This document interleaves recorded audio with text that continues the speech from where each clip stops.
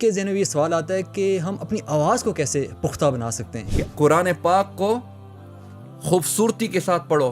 اچھی آوازوں میں پڑھو، اس طرح جس طرح عرب خوبصورتی کے ساتھ پڑھتے ہیں۔ ہم اوروں کو سن کے ریپیٹ کرتے رہتے ہیں۔ اگر ہم اپنی آواز بنانا چاہیں تو اس کے لیے آپ ہمیں کچھ قرآن کو مقامات میں پڑھنا ضروری ہے،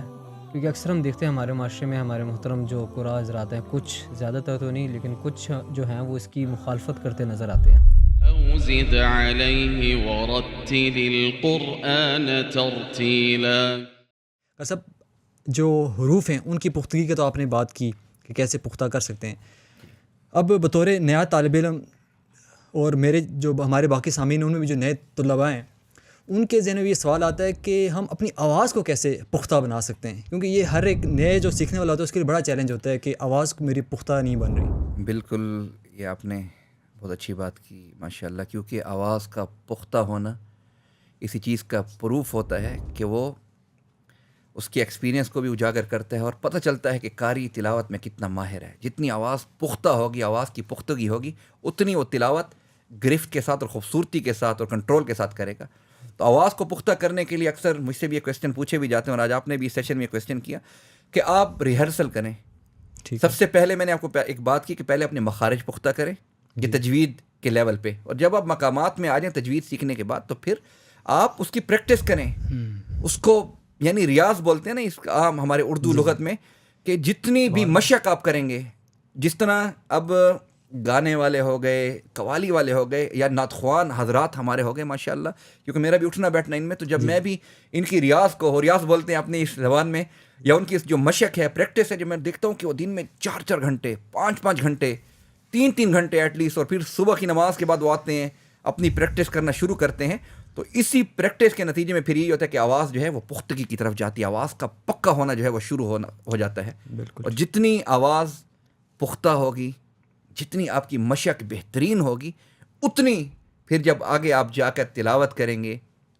نعت پڑھیں گے، تو اتنی خوبصورت اور گرفت کے ساتھ آپ اس کو پڑھ سکیں گے۔ بالکل، بارک اللہ۔ جزاک اللہ قاری صاحب۔ قاری صاحب، یہ آپ نے پختگی کی بات کی، اگر ہم اپنی آواز بنانا چاہیں، ابھی تو ہم اوروں کو سن کے ریپیٹ کرتے رہتے ہیں، اگر ہم اپنی آواز بنانا چاہیں تو اس کے لیے آپ ہمیں کچھ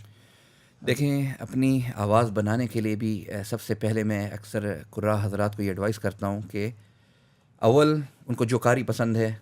اس کو سنیں، کیونکہ دیکھیں ہم ایک عجم ہیں، بڑی معذرت کے ساتھ میں بات کروں گا، پھر وہ ایک گاڈ گفٹڈ بات ایک اور ہوتی ہے کہ اللہ تعالیٰ جس کو ایک عطا فرما دیں۔ اب دیکھیں ہم نعتیں پڑھتے ہیں، ہماری اردو میں ہیں ماشاءاللہ، اور کتنے پیارے پیارے نعت خوان موجود ہیں جن کی اپنی نیچرل آوازیں ہیں، اور پھر اپنی نیچرل انہوں نے جو ہے آوازوں کو اپنی خوبصورتی میں جیسے سروں میں انہوں نے کنورٹ کیا ہوا ہے۔ لیکن ہمیں کیونکہ ایک بیسک سے جب ہم شروع کرتے ہیں، تو جو بھی قاری آپ کے پسندیدہ ہیں، قراء حضرات جن کو آپ لائک کرتے ہیں یا جن کی وائس آپ کو اچھی لگتی ہے، پہلے آپ ان کو سننا شروع کریں، ان کو سن کر آپ اپنی ایک آواز بنائیں، اور پھر اسی آواز کا آگے چل کر میں بتاؤں گا کہ مقامات میں بڑا اہم کردار ہے۔ اب مقامات میں بعض مقامات ایسے ہیں جو کہ پتلی آوازوں کے ساتھ اچھے لگتے ہیں، بعض موٹی آوازوں کے ساتھ اچھے لگتے ہیں، تو پہلے آپ اپنی ایک آواز بنائیں اور ان قراء کو سنیں، اپنی مشق میں لائیں، اس طرح نقل کریں، پھر دیکھیں کہ جب آپ کا ایک فلو بن جائے اور آپ کو اس آواز کے اوپر مکمل کنٹرول ہو جائے، تو پھر اس کے بعد جو ہے آپ اس میں تھوڑی تھوڑی اپنی ایڈنگ کر کے جو ہے اس آواز کو مزید جدت کی طرف لے کے جائیں۔ قاری صاحب، جیسے بھی آپ نے مقامات کا ذکر کیا، تو کیا قرآن کو مقامات میں پڑھنا ضروری ہے؟ کیونکہ اکثر ہم دیکھتے ہیں ہمارے معاشرے میں ہمارے محترم جو قراء حضرات ہیں، کچھ زیادہ تر تو نہیں لیکن کچھ جو ہیں وہ اس کی مخالفت کرتے نظر آتے ہیں۔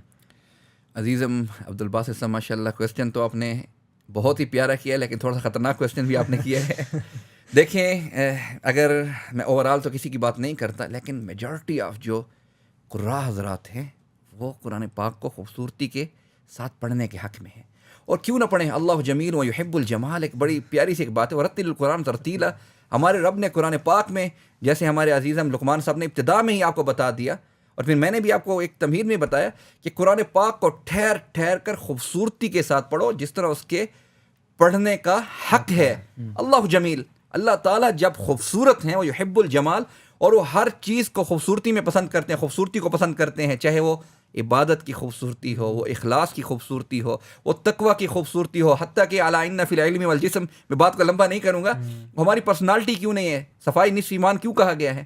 صفائی سے کیا مراد ہے، وہ چیز کہ جو ہم امپلیمنٹ کرتے ہیں اور وہ دوسروں کو دکھتی ہے اور دوسروں کو لائک ہوتی ہے. جیسے اب میں چھوٹی سی ایک مثال دیتا ہوں. میں خوشبو لگاتا ہوں,